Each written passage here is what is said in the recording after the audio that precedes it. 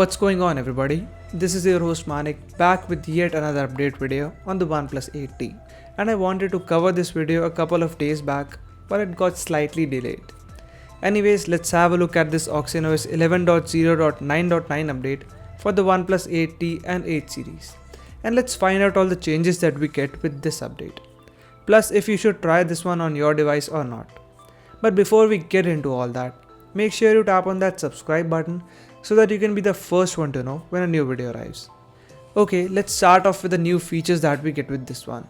And first up, let's check out the benchmark scores after this update. So previously we used to have 896 in single core and 3225 in the multi-core score on the Geekbench 5. And with this update, that score stays almost similar.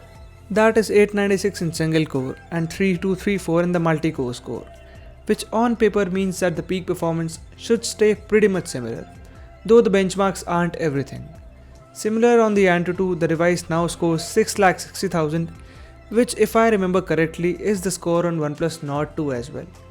Anyways, coming back to the changelog now, and first of all we have the latest August 21 security patch, which is good. And apart from that, in the system part, we have certain new features, like we now have the controls for the OnePlus Buds Pro, and you can do whatever that is possible with Hey Melody app right into your settings, just like on the OnePlus Buds Z. So just in case you own a pair of Buds Pro, this will be quite helpful for you. Apart from that, we finally have the Bitmoji Aod feature for the stable version users, and you can now set Bitmoji stickers on your always on display, which keeps on changing as per the scenario and time. And it is a good feature to have, but the amount of battery this drains on Aod is a bit on the higher side, so I refrain from using this because it drains battery throughout the day and makes a little sense to me. Rest, it's cool to have a new feature, and on that note, we also have Aod Screenshots now. So you can basically take screenshots of your always on display, and in case you want to share it with your friends or whatever, though I don't see a much practical use case of this, but whatever. Also, the battery drain with this update is somewhat on the higher side in my opinion, and you can see the same in my stats. The overnight drain was around 6 to 7%, which was a bit lesser on the last version. Also, that spelling correction in the battery stats page hasn't been resolved till now, and that extra S after hours and minutes is still there since the past few months, which is not cool at all.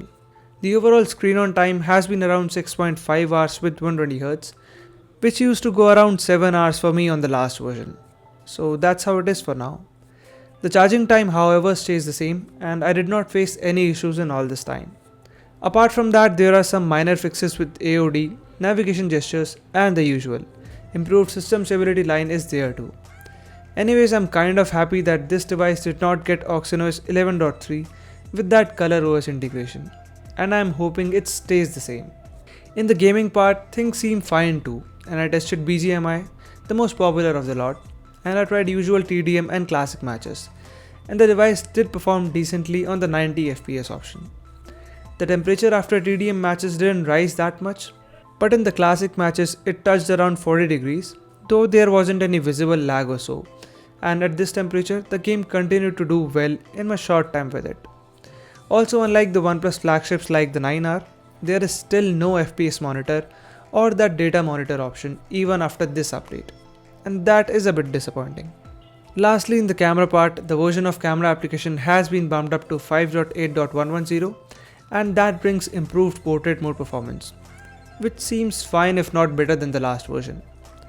I also tried the OnePlus Dialer and auto call recording feature, and for some users that option has disappeared, though I can still see and normally use it like always.